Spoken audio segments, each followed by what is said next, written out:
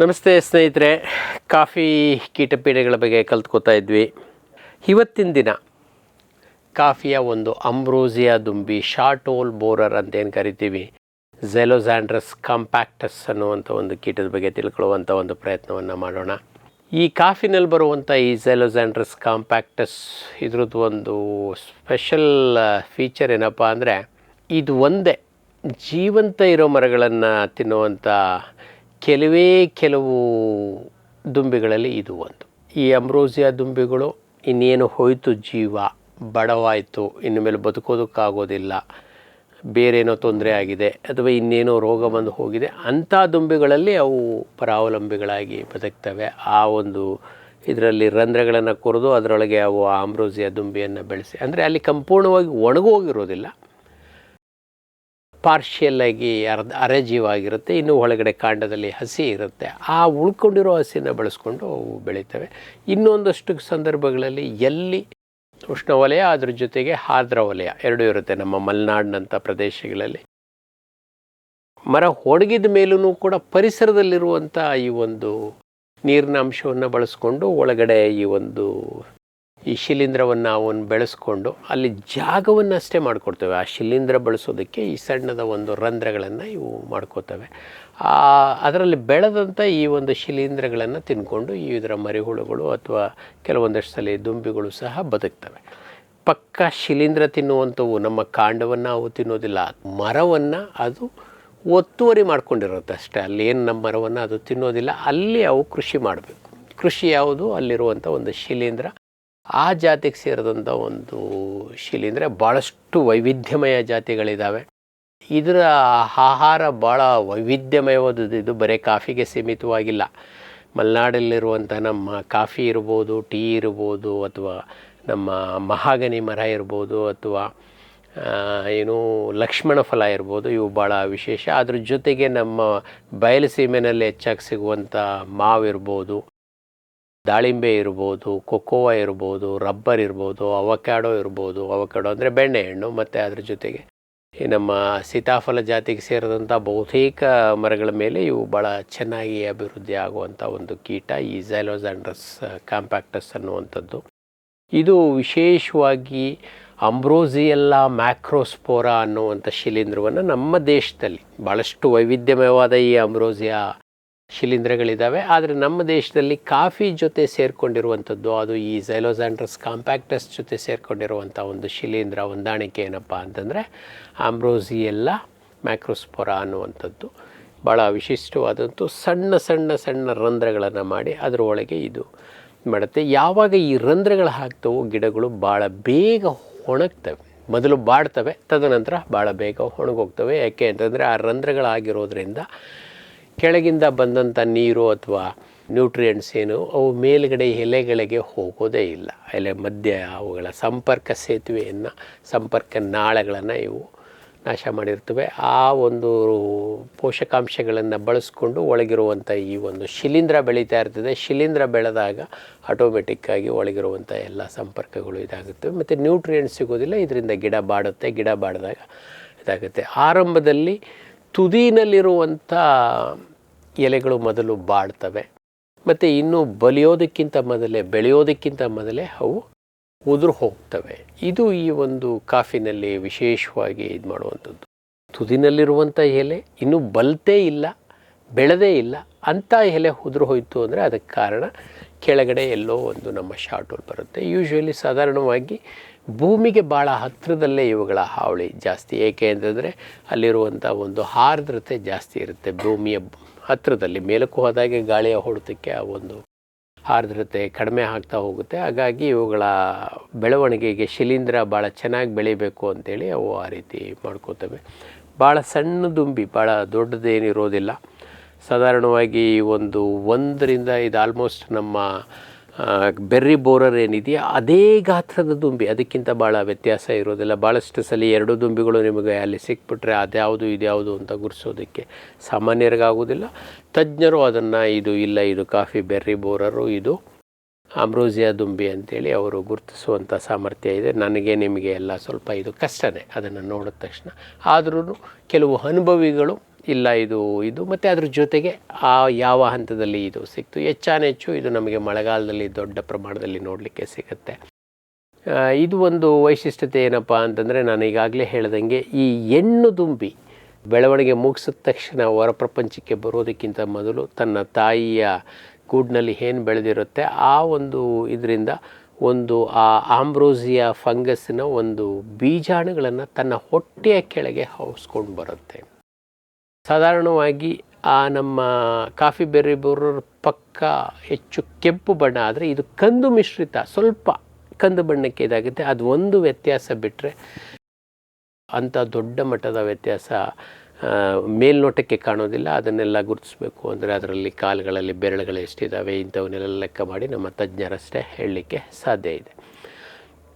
ಮತ್ತು ಇವು ಸಾಧಾರಣವಾಗಿ ಸುಮಾರು 7ರಿಂದ 9 ದಿನಗಳ ಕಾಲ ಈ ಒಂದು ದುಂಬಿಗಳು ಮಿಲನ ಕ್ರಿಯೆಯನ್ನು ಮುಗಿಸ್ಕೋತವೆ. ಪ್ರೌಢಾವಸ್ಥೆಗೆ ಬಂದಂಥ ದುಂಬಿಗಳು 7ರಿಂದ 9 ದಿನಗಳ ಕಾಲ ಆ ಒಂದು ರಂಧ್ರಗಳಲ್ಲೇ ಶಿಲೀಂಧ್ರಗಳ ಜೊತೆಯಲ್ಲೇ ಬೆಳ್ಕೋತಾ ಅಲ್ಲೇ ಮಿಲನ ಕ್ರಿಯೆಯನ್ನು ಮುಗಿಸಿ ತದನಂತರ ಹೊರಭಾಗಕ್ಕೆ ಬಂದು ಹೊಸದಾಗಿ ಹೊಸ ಮರವನ್ನು ಹುಡುಕೋತವೆ. ಎಲ್ಲಿ ಬಾಧೆ ಆಗಿಲ್ವೋ ಅಂಥ ಮರಗಳನ್ನು ಹುಡುಕಿ ಅಲ್ಲಿ ಸಣ್ಣ ಸಣ್ಣ ರಂಧ್ರಗಳನ್ನು ಮಾಡಿ ಗ್ಯಾಲರಿನಲ್ಲಿ ಸುಮಾರು 5ರಿಂದ 9 ದಿನಗಳ ಕಾಲ ಇದು ಆ ಒಂದು ಬೀಜಾಣುಗಳನ್ನು ಹಾಕಿ ತದನಂತರ ಅಲ್ಲಿ ಶಿಲೀಂಧ್ರ ಮೊದಲು ಬೆಳೆಯೋದಕ್ಕೆ ಬಿಟ್ಟು ನಂತರ ಅದು ಮೊಟ್ಟೆಯನ್ನು ಇಡ್ತದೆ. ಶಿಲೀಂಧ್ರವನ್ನು ಇಡುತ್ತೆ, ಮೊಟ್ಟೆಯನ್ನು ಇಡುತ್ತೆ.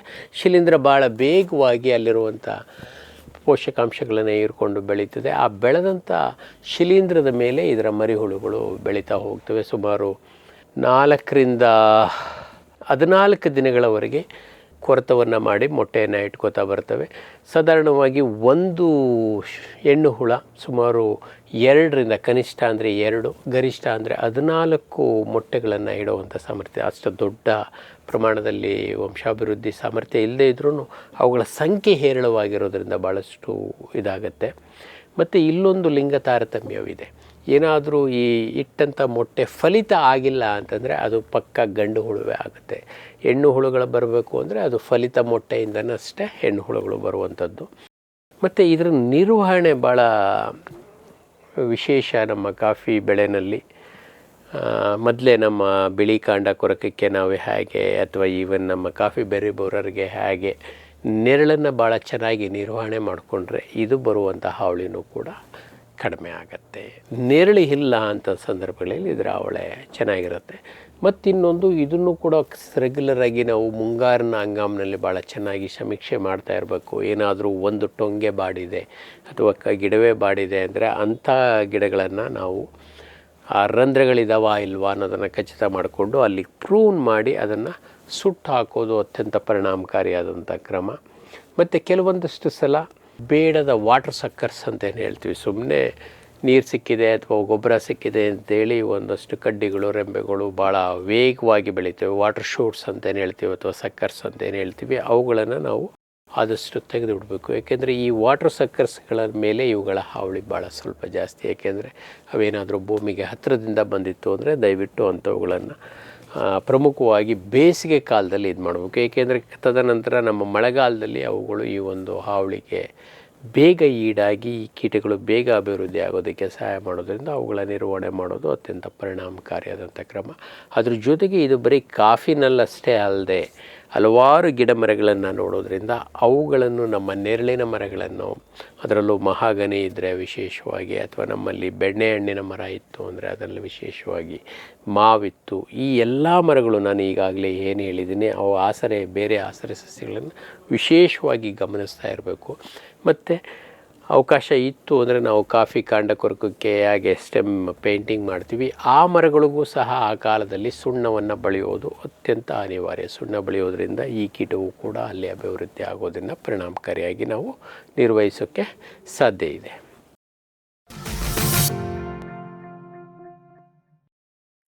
ಫಾರ್ಮ್ ಟಿವಿ ವೀಕ್ಷಕ ರೈತರ ಬೆಳೆ ರಕ್ಷಣೆ ಈಗ ಹಿಂದೆಂದಿಗಿಂತ ಸುಲಭ, ಸರಳ, ಸುರಕ್ಷಿತ. ಶ್ರಮಜೀವಿಯಿಂದ ಸೂಕ್ಷ್ಮ ಪೋಷಕಾಂಶ, ಸೂಕ್ಷ್ಮಾಣುಜೀವಿ ಮತ್ತು ಬೇರುವರ್ಧಕಗಳು. ಕಾಳುಮೆಣಸು ಸೊರಗು ರೋಗ ತಡೆಗೆ ಟ್ರೈಕೋಡರ್ಮಾ ಸುಡೋಮೋನಾಸ್. ಸಮೃದ್ಧ ಬೆಳವಣಿಗೆ, ರೋಗ ನಿರೋಧಕ ಶಕ್ತಿಗೆ IISR ಪೆಪ್ಪರ್ ಸ್ಪೆಷಲ್. ಕೋಕೋ ಗಿಡಗಳ ಆರೋಗ್ಯಕ್ಕೆ ಜಿಂಕ್ ಸಲ್ಫೇಟ್ ಮತ್ತು ಫೆರಸ್ ಸಲ್ಫೇಟ್, ಅಡಿಕೆ ಹಿಡಿಮುಂಡಿಗೆ ನಿರ್ವಹಣೆಗೆ ರೂಟ್ ಪವರ್, ಜಿಂಕ್ ಮತ್ತು ಬೋರಾನ್. ಖಚಿತ ಗುಣಮಟ್ಟ, ಪ್ರಾಮಾಣಿಕ ಬೆಲೆ, ನಿರಂತರ ಸಲಹಾ ಸೇವೆ. ನಮ್ಮಿಂದಲೇ ಖರೀದಿಸಿ, ನಮ್ಮ ಬದ್ಧತೆಯ ಸೇವೆಗೆ ಬೆಂಬಲ ನೀಡಿ. ರೈತ ಬಾಂಧವರ ಸೇವೆಗೆ ಫಾರಂ ಟಿವಿಯ ಮತ್ತೊಂದು ಹೆಜ್ಜೆ. ಅತ್ಯುತ್ತಮ ಲ್ಯಾಬ್ ಮತ್ತು ನರ್ಸರಿಯ ಟಿಶ್ಯೂ ಕಲ್ಚರ್ ಮತ್ತು ಬೀಜ ಗಿಡಗಳು, ಗುಗಳೆ ಬಯೋಟೆಕ್ನ ಜಿನಿನ್ ಮತ್ತು ಏಲಕ್ಕಿ ಬಾಳೆ ಟಿಸಿ ಗಿಡಗಳು, ರೋಗರಹಿತ ದಾಳಿಂಬೆ ಮತ್ತು ಶೀಘ್ರ ಬೆಳೆಯುವ ತೇಗದ ಟಿಶ್ಯೂ ಕಲ್ಚರ್ ಗಿಡಗಳು, Taiwan red lady hybrid F1 ಮತ್ತು ನಂಬರ್ 15 ಪಪಾಯ ಬೀಜ ಗಿಡಗಳು. ಹಿಂದೆ ಕರೆ ಮಾಡಿ ಗಿಡ ಕಾಯ್ದಿರಿಸಿ. ಸಮೃದ್ಧ ಸಾವಯವ ಗೊಬ್ಬರ, ಎಂಎಸ್ಜಿಪಿ ಮತ್ತು ಕೆಸಿಡಿಸಿ ಉತ್ಪಾದನೆ, ಫಾರ್ಮ್ ಟಿವಿಯಿಂದ ಸರಬರಾಜು. ಅತಿ ಕಡಿಮೆ ಬೆಲೆಗೆ ಅತ್ಯುತ್ತಮ ಗೊಬ್ಬರ. ಇಲ್ಲ ಭಾರಲೋಹ, ಕೃಷಿ ವಿಶ್ವವಿದ್ಯಾಲಯದಿಂದ ಪರೀಕ್ಷಿತ ಸಾವಯವ ಇಂಗಾಲ, NPK, PH, EC ಎಲ್ಲ ನಿಗದಿತ ಮಿತಿಯಲ್ಲಿ. ಅಡಿಕೆ, ತೆಂಗು, ಬಾಳೆ, ಕಾಫಿ, ದಾಳಿಂಬೆ, ದ್ರಾಕ್ಷಿ, ಕಬ್ಬು, ಭತ್ತ, ಜೋಳ, ಹತ್ತಿ ಹೀಗೆ ಎಲ್ಲಾ ಬೆಳೆಗಳಿಗೂ ಪ್ರಶಸ್ತ. ಜೀವಂತ ಮಣ್ಣು, ಸಮೃದ್ಧ ಬೆಳೆ, ಅತ್ಯಧಿಕ ಲಾಭಕ್ಕೆ ಬಳಸಿ ಸಿಟಿ ಕಾಂಪೋಸ್ಟ್. ಭಾರತದ ಅತ್ಯುತ್ತಮ ತೋಟಗಾರಿಕೆ ಎಕ್ಸ್ಪೋ ಅನುಭವಿಸಿ ಹಾರ್ತಿ ಕನೆಕ್ಟ್ ಇಂಡಿಯಾ 2025 ಸೆಪ್ಟೆಂಬರ್ 25ರಿಂದ 27ರವರೆಗೆ ಬೆಂಗಳೂರು.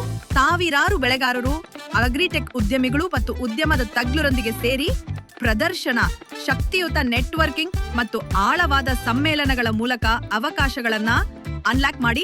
ಇಂದೇ ಉಚಿತವಾಗಿ ನೋಂದಣಿ ಮಾಡಿ ಹಾರ್ತಿ ಕನೆಕ್ಟ್ ಇಂಡಿಯಾ ಎಕ್ಸ್ಪೋದಲ್ಲಿ ನಮ್ಮ ಜೊತೆ ಸೇರಿ ಸೆಪ್ಟೆಂಬರ್ 25ರಿಂದ 27, 2025. ಶ್ರಮಜೀವಿ ಫಾರ್ಮ್ ಟಿವಿಯಿಂದ ಜಸ್ಟ್ ಸೀಡ್ಸ್, ಕೈತೋಟ, ಸ್ವಂತಕ್ಕೆ ಬೆಳೆ ಮತ್ತು ತಾರಸಿ ತೋಟಗಳಿಗೆ ತರಕಾರಿ ಮತ್ತು ಹೂ ಬೀಜಗಳು. IIHR ಮತ್ತು ತೋಟಗಾರಿಕೆ ವಿಶ್ವವಿದ್ಯಾಲಯದ ಅಧಿಕ ಇಳುವರಿಯ ಸುಧಾರಿತ ತಳಿ ಹಾಗೂ ಹೈಬ್ರಿಡ್ ಬೀಜಗಳು. ₹50 ಚಿಕ್ಕ ಪ್ಯಾಕೆಟ್ನಲ್ಲಿ. UPI ಮೂಲಕ ಹಣ ಪಾವತಿಸಿದರೆ ಅಂಚೆ ಮೂಲಕ ಬೀಜ ನಿಮ್ಮ ಮನೆ ಬಾಗಿಲಿಗೆ. ಅಧಿಕೃತ ತಳಿಗಳ ನಿಜ ಬೀಜಗಳು. ಫಾರ್ಮ್ ಟಿವಿಯ ಮೊಳಕೆ ಗ್ಯಾರಂಟಿ. Just seeds.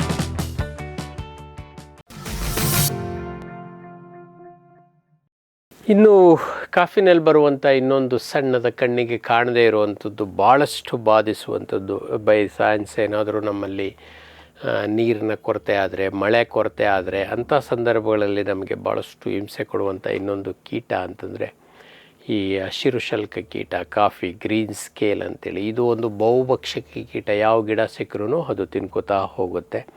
ಭಾಳ ಸಾಫ್ಟ್ ಸ್ಕೇಲ್ ಅಂತೇಳಿ ಇಡೀ ಪ್ರಪಂಚದಾದ್ಯಂತ ಹರಡ್ಕೊಂಡಿರುವಂಥ ಒಂದು ಕೀಟ. ಭಾಳಷ್ಟು ಇದಿದ್ದಾವೆ.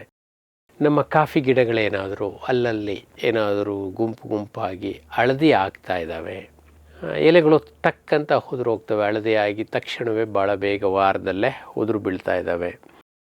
ಮತ್ತು ಇವು ಎರಡೂ ಅಷ್ಟು ಸ್ಪಷ್ಟವಾಗಿ ಗೋಚರಿಸದೆ ಕಾಯಿಗಳ ಅಥವಾ ಬೀಜಗಳ ಗಾತ್ರ, ಹಣ್ಣಿನ ಗಾತ್ರ ಭಾಳ ಕಡಿಮೆ ಆಗ್ತಾಯಿದೆ, ಅಥವಾ ಕಾಯಿ ಕಚ್ಚುವಿಕೆ ಪ್ರಮಾಣ ಕಡಿಮೆ ಆಗ್ತಾಯಿದೆ. ಹೂ ಬಂತು ಆದರೆ ಕಾಯಿ ಕಚ್ಚುವ ಪ್ರಮಾಣ ಕಡಿಮೆ ಆಗಿದೆ.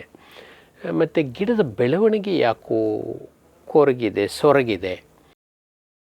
ನಮ್ಮ ನಿರೀಕ್ಷಿತ ಪ್ರಮಾಣಕ್ಕೆ ಗಿಡ ಬೆಳೀತಾ ಇಲ್ಲ ಅಂತಂದರೆ ಅಂಥ ಸಂದರ್ಭಗಳಲ್ಲಿ ನಾವು ಈ ಗಿಡಗಳ ಎಲೆಗಳ ಕೆಳಭಾಗದಲ್ಲಿ ಏನಾದ್ರೂ ಈ ಒಂದು ಹಸಿರು ಶಲ್ಕ ಕೀಟ ಇದೆಯಾ ಇಲ್ವಾ ಅನ್ನೋದನ್ನು ಭಾಳ ಸೂಕ್ಷ್ಮವಾಗಿ ನೋಡಬೇಕಾಗ್ತದೆ. ಏಕೆ ಅಂತಂದರೆ ಇವು ಅಷ್ಟು ದೊಡ್ಡ ಮಟ್ಟದಲ್ಲಿ ಕಾಣಿಸೋದಿಲ್ಲ, ಮತ್ತು ಆ ದೊಡ್ಡ ಮಟ್ಟದಲ್ಲಿ ಕಾಣಿಸೋಷ್ಟ್ರೊಳಗೆ ಹೋಗೋಷ್ಟ್ರೊಳಗೆ ಭಾಳಷ್ಟು ಹಾನಿಯನ್ನು ಮಾಡಿಬಿಟ್ಟಿರ್ತವೆ. ಆರಂಭಿಕ ಹಂತದಲ್ಲಿ ಇವು ಹೆಸರೇ ಹೇಳೋ ಹಾಗೆ ಹಸಿರು ಶಲ್ಕ ಕೀಟ ಎಲೆಗಳ ಕೆಳಭಾಗದಲ್ಲಿ ಇರ್ತವೆ. ಅದರ ಬಣ್ಣ ಹಸಿರೇ ಇರುತ್ತೆ ಅಥವಾ ಟ್ರಾನ್ಸ್ಪರೆಂಟ್ ಇರುತ್ತೆ, ಗೊತ್ತಾಗೋದಿಲ್ಲ.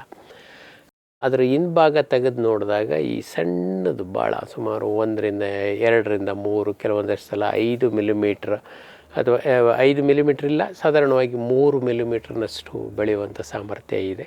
ಸ್ವಲ್ಪ ಮೇಲ್ಭಾಗ ಹುಬ್ಬಿದಂಥ ಒಂದು ಏನು ವ್ಯಾಕ್ಸಿ ಸ್ಕೇಲ್ ಅಂತ ಹೇಳ್ತೀವಿ, ಆ ರೀತಿ ಬಾಡಿ ಕಾಣಿಸಿದ್ದು. ಅದ್ರ ಮೇಲೆ 2 ಚುಕ್ಕೆಗಳು ಅಥವಾ ಕಪ್ಪು ಗೆರೆಗಳು ಒಳಗೆ ನಮಗೆ ಕಾಣಿಸ್ತು ಅಂದರೆ ಅದು ಜೀವಂತ ಇರುವಂಥ ಶಲ್ಕ ಇದ್ದು ಅದು ಸತ್ತೋಗಿತ್ತು ಅಂತಂದರೆ ಅದು ಶಲ್ಕ ಹಾಗೆ ಅಂಟ್ಕೊಂಡಿರುತ್ತೆ, ಆದರೆ ಆ ಒಳಗಡೆ ಇರುವಂಥ 2 ಚುಕ್ಕೆಗಳು ನಮಗೆ ಕಾಣಿಸೋದಿಲ್ಲ. ಒಂದು ಭಾಳ ಸೂಕ್ಷ್ಮವಾಗಿ ನೋಡಿದ್ರೆ ಜೀವಂತ ಇರೋದರಲ್ಲಿ ಅದು ಒಂದು ಯು ಶೇಪ್ನ ಆಕಾರದಲ್ಲಿ ಕಾಣಿಸುತ್ತೆ. ಯುನ ಮೇಲ್ಭಾಗ ಯೂಶ್ವಲಿ ತಲೆಭಾಗ ಆಗಿರುತ್ತೆ, ಯು ಬುಡಭಾಗದಲ್ಲಿ ಅದು ಬಾಲ ಇರುತ್ತೆ. ಈ ಥರದ ಒಂದು ಶಲ್ಕ ನಮಗೆ ನೋಡಲಿಕ್ಕೆ ಸಿಗುತ್ತೆ. ಇವುಗಳು ಭಾಳ ಏರಳ ಸಂಖ್ಯೆಯಲ್ಲಿ, ಒಂದು ಎಲೆನಲ್ಲಿ ಇಲ್ಲ ಅಂದ್ರೂ ಕನಿಷ್ಠ 200-300ವರೆಗೂ ಸಹ ಇರ್ತವೆ. ಕೆಲವೊಂದಷ್ಟು ತೀವ್ರವಾದಂಥ ಸಂದರ್ಭಗಳಲ್ಲಿ 400+ ಶಲ್ಕಗಳನ್ನು ಒಂದು ಕಾಫಿ ಎಲೆಗಳಲ್ಲಿ ನಾವು ಕೆಲವೊಂದಷ್ಟು ಸಲ ನೋಡಿದಂಥ ಚಾನ್ಸಸ್ ಕೂಡ ಇದ್ದಾವೆ. ಹಾಗಾಗಿ ಇವು ಈ ಒಂದು ಲಕ್ಷಣಗಳು ಕಂಡಾಗ ಈ ಒಂದು ಕೀಟ ನಮ್ಮಲ್ಲಿ ಇದೆಯಾ ಅಂತೇಳಿ, ಇದನ್ನು ನಾವು ಆ ಕ್ಷಣದಲ್ಲೇ ನಿರ್ವಹಣೆ ಮಾಡಲಿಲ್ಲ ಅಂದರೆ ಮುಂದೆ ಏನಾಗುತ್ತೆ, ಇವುಗಳಿಂದ ರಸ ಸೋರಿ ಈ ಒಂದು ಶಲ್ಕ ಕೀಟಗಳು ಯಾವುದೇ ಒಂದು, ಈಗಾಗಲೇ ನಾವು ಭಾಳಷ್ಟು ಕೀಟಗಳಲ್ಲಿ ಕಲ್ತಿರೋ ರೀತಿ, ಬೆಳೆಗಳಲ್ಲಿ ಕಲ್ತಿರೋ ರೀತಿ, ತಮ್ಮ ರಸ ಹೀರ್ತಾ ಇರಬೇಕಾದ್ರೆ ಹೆಚ್ಚಾದಂಥ ನೀರನ್ನು ಹೊರಗಾಕಿದಾಗ ಆ ನೀರಿನಲ್ಲಿ ವಿಸರ್ಜನೆ ಮಾಡಿದ ನೀರಿನಲ್ಲಿ ಸಕ್ಕರೆ ಅಂಶ ಇರೋದರಿಂದ ಅದರ ಮೇಲೆ ನಮ್ಮ ಈ ಸೂಟಿ ಮೋಲ್ಡ್ ಫಂಗಸ್ ಬೆಳ್ಕೊಳ್ತದೆ. ಈ ಸೂಟಿ ಮೋಲ್ಡ್ ಫಂಗಸ್ ಬೈ ಡಿಫಾಲ್ಟ್ ಹಸಿರು ಮತ್ತು ಕಪ್ಪು ಬಣ್ಣ ಇರುತ್ತೆ, ಅದು ಕಪ್ಪು ಬಣ್ಣದಾಗುತ್ತೆ. ಕೆಳಗಡೆ ಎಲೆಗಳು ಮತ್ತು ಕೆಲವೊಂದು ಸಲ ಕಾಂಡಗಳು ಕೆಳಗಡೆ ಇರುವಂಥ ನೆಲ ಸಹ ಇದು ಸೂಟಿ ಮೋಲ್ಡಿಂದ ಬೆಳ್ಕೊಳ್ಳುತ್ತೆ. ಕೆಲವೊಂದಷ್ಟು ಸಂದರ್ಭಗಳಲ್ಲಿ ಆರಂಭಿಕ ಹಂತಗಳಲ್ಲಿ ಸೂಟಿ ಮೋಲ್ಡ್ ಬೆಳೆಯೋದಕ್ಕಿಂತ ಮೊದಲೇ ನಮ್ಮ ಜೇನು ಹುಳುಗಳು, ನೊಣಗಳು, ಹಲವಾರು ಜಾತಿಯ ಪತಂಗ ಮತ್ತು ಚಿಟ್ಟೆಗಳು ಈ ಸಿಹಿಯಾದ ಅಂಟು ಪದಾರ್ಥದಲ್ಲಿರುವಂಥ ಅವನ್ನು ಆ ಮಕರಂದವನ್ನು ಸೇವಿಸೋದಕ್ಕೆ, ಮಕರಂದ ಅಲ್ಲ ಇದು ಅಂಟು, ಸಿಹಿ ಅಂಟು, ಇವುಗಳ ಮಲವನ್ನು ಸೇರಿಸೋದು. ಅದ್ರ ಜೊತೆಗೆ ಹಲವಾರು ಜಾತಿಯ ಇರುವೆಗಳು ಭಾಳ ಅಡ್ಡಾಡ್ತವೆ. ಆ ಇರುವೆಗಳು ಈ ಒಂದು ಶಲ್ಕ ಕೀಟಗಳನ್ನು ಒಂದು ಗಿಡದಿಂದ ಇನ್ನೊಂದು ಗಿಡಕ್ಕೆ, ಗಿಡದ ಒಂದು ಭಾಗದಿಂದ ಇನ್ನೊಂದು ಭಾಗಕ್ಕೆ, ಗಿಡ ಬೆಳೆದಂತೆ ಹೊಸ ಎಲೆಗಳು ಬೆಳೆದಂತೆ ಆ ಕಡೆಗೆ ಶಿಫ್ಟ್ ಮಾಡುವಂಥ ಆ ಹೊಂದಾಣಿಕೆ ಇರುವೆಗಳ ಜೊತೆ ಇದ್ರ ಜೊತೆ ಇದ್ದೇ ಇದೆ. ನಮ್ಮ ಈ ಈಕೋಫಿಲಸ್ ಮರಗಡೆನ ಕೆಂಪು ಇರುವೆ ಏನಿದೆ, ಗೂಡು ಕಟ್ಕೊಳ್ಳುವಂಥ ಕೆಂಜಿಗ, ಅದು ಸಹ ಇದ್ರ ಜೊತೆ ಇರುತ್ತೆ. ಇದ್ರದ್ದಲ್ದೇನೂ ಸಹ ಹಲವಾರು ಜಾತಿಯ ಸಣ್ಣ ಕೆಂಪು, ಕಪ್ಪು ಇರುವೆಗಳು ಅಥವಾ ಕೆಲವಷ್ಟು ನಮ್ಮ ಗೊದ್ದ, ಇವುಗಳೆಲ್ಲವೂ ಸಹ ಈ ಒಂದು ಕೀಟಗಳ ಶಲ್ಕ ಕೀಟಗಳ ಜೊತೆ ಹೊಂದಾಣಿಕೆಯನ್ನು ಮಾಡ್ಕೊಂಡಿರ್ತವೆ. ಹಾಗಾಗಿ ಯೂಶ್ವಲಿ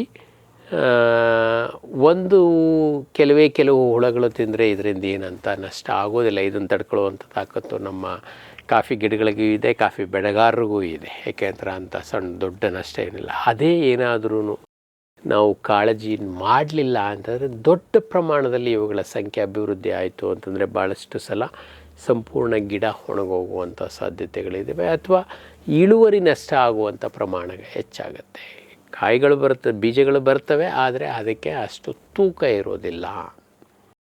ತೂಕ ಇಲ್ಲ ಅಂದರೆ ಆಟೋಮೆಟಿಕ್ಕಾಗಿ ನಮಗೆ ಇಳುವರಿ ಬರುತ್ತೆ, ಅದುಗಳ ಗಾತ್ರ ಸಣ್ಣ ಆಗುತ್ತೆ, ಮತ್ತು ಕಾಯಿಗಳ ಕಚ್ಚುವಿಕೆ ಪ್ರಮಾಣ ಕೂಡ ಕಡಿಮೆ ಆಗುತ್ತೆ. ಇಳುವರಿ ಭಾಳ ದೊಡ್ಡ ಪ್ರಮಾಣದಲ್ಲಿ ನಷ್ಟ ಆಗುವಂಥ ಸಾಧ್ಯತೆಗಳು ಹೀಗಾಗಿದೆ. ಹಾಗಾಗಿ ಈ ಹುಳಗಳು ಬಂದಾಗ, ಮತ್ತು ಇವು ಬಹುಭಕ್ಷಕಗಳು, ಯಾವ ಗಿಡ ಬೇಕಾದರೂ ಬದುಕೊಂಡು ತಿನ್ನುತ್ತೆ, ಯಾವುದ್ರ ಮೇಲಾದರೂ ಬದುಕ್ತವೆ. ಹಾಗಾಗಿ ನಮ್ಮ ತೋಟವನ್ನು ಆದಷ್ಟು ಸ್ವಚ್ಛವಾಗಿಟ್ಕೊಳ್ಳೋದು, ಕಳೆಗಳು, ಕಸಗಳು, ಬೇಡದ ಗಿಡಗಳು ನಮ್ಮ ತೋಟದಲ್ಲಿ ಹೋಗ್ಕೊಳ್ಳೋದು ಅತ್ಯಂತ ಪ್ರಮುಖವಾದಂಥ ಕ್ರಮ. ಅದರ ನಂತರದಲ್ಲಿ ಈ ಥರದ ಲಕ್ಷಣಗಳು ಕಂಡು ಅಂತಂದರೆ, ಇದಕ್ಕೆ ಮಳೆಗಾಲ ಆಯಿತು ಅಂತಂದರೆ ನಾವು ಲೆಕ್ಯಾನಿಸಿಲಿಯಂ ಲೆಕ್ಯಾನಿ ಅಥವಾ ಮೆಟ್ರೈಸಿಯಂ ಅಥವಾ ಬಿವೇರಿಯಾ ಈ ಶಿಲೀಂಧ್ರಗಳನ್ನು ಸಿಂಪಡಿಸಿ ಜೈವಿಕವಾಗಿ ನಿರ್ವಹಣೆ ಮಾಡಲಿಕ್ಕೆ ಅನುಕೂಲ ಇದೆ. ಏನಾದರೂ ನಮ್ಮ ತೋಟದಲ್ಲಿ, ಮತ್ತು ಈ ಕೀಟಗಳು ಹೆಚ್ಚಾಗಿ ಅವಳಿ ಕೊಡುವಂಥದ್ದು ಯಾವಾಗ ನಮ್ಮ ತೋಟದಲ್ಲಿ ಆರ್ದ್ರತೆ ಇಲ್ಲವೋ ಅಂಥ ಸಂದರ್ಭದಲ್ಲಿ, ನಮ್ಮ ಗಿಡದಲ್ಲಿ ನೀರಾವರಿಗೆ ತೊಂದರೆ ಇದೆ, ಗಿಡಗಳು ಬಾಡಿದ್ದಾವೆ ಅಥವಾ ವೀಕ್ ಆಗಿದ್ದಾಗೆ ಅಂದಾಗಲೇ ಈ ಗಿಡಗಳು ಹೇರಳವಾಗ್ತವೆ. ಅಂಥ ಸಮಯದಲ್ಲಿ ಅನಿವಾರ್ಯವಾಗಿ ನಾವು ರಾಸಾಯನಿಕಗಳಿಗೆ ಹೋಗಬೇಕಾಗತ್ತೆ. ಮತ್ತು ಇಡೀ ಹೊಲವೆಲ್ಲ ಸಿಂಪರಣೆ ಮಾಡೋ ಅವಶ್ಯಕತೆ ಇಲ್ಲ. ಎಲ್ಲೆಲ್ಲಿ ಇದೆ ಆ ಪ್ಯಾಚಿನ ಸುತ್ತಮುತ್ತ ಅಷ್ಟೇ ನಾವು ಈ ಒಂದು ಇದು ಮಾಡಿ. ಏಕೆಂದರೆ ಈ ಪೀಡೆ ಬರೋದೇ ಆ ರೀತಿ, ಎಲ್ಲಿ ಐಸೋಲೇಟೆಡ್ ಆಗಿ ಒಂದೊಂದೇ ಜಾಗಗಳಲ್ಲಿ ಬರುತ್ತೆ, ಆ ಜಾಗಗಳಿಗಷ್ಟೇ ನಾವು ಈ ರಾಸಾಯನಿಕಗಳನ್ನು ಸೀಮಿತ ಮಾಡ್ಕೊಳ್ಳೋಣ. ಉಳಿದ ಜಾಗಗಳಿಗೆ ಏನು ಅವಶ್ಯಕತೆ ಇರೋದಿಲ್ಲ. ಬಟ್ ಮುತುವರ್ಜಿಯಿಂದ ನಾವು ನೋಡಬೇಕು, ಯಾವ ಸಂದರ್ಭದಲ್ಲಿ ನೋಡಬೇಕು. ನಮಗೆ ನೀರಿನ ಕೊರತೆ ಅಥವಾ ಮಳೆಯ ಕೊರತೆ ಆದಂಥ ಸಂದರ್ಭದಲ್ಲಿ ವಿಶೇಷವಾಗಿ ಈ ಶಲ್ಕ ಕೀಟಗಳು, ಏನಾದರೂ ನಮ್ಮ ಗಿಡಗಳು ಹಳದಿ ಆಗ್ತಾ ಇದ್ದಾವೆ ಅಥವಾ ಕಾಯಿ ಕಚ್ಚುವಂಥ ಪ್ರಮಾಣ ಕಡಿಮೆ ಆಗಿದೆ ಅಥವಾ ಎಲೆಗಳು ಉದುರಿದ್ದಾವೆ ಅಂದರೆ ಆ ಗಿಡಗಳನ್ನಷ್ಟೇ ಅಥವಾ ಅವುಗಳ ಪಕ್ಕದಲ್ಲಿರುವ ಗಿಡಗಳನ್ನಷ್ಟೇ ನೋಡಿಕೊಂಡ್ರೆ ಸಾಕು. ಇಡೀ ಹೊಲ ಎಲ್ಲ, ತೋಟ ಎಲ್ಲ ನೋಡಬೇಕಾದಂಥ ಅನಿವಾರ್ಯತೆ ಇರೋದಿಲ್ಲ.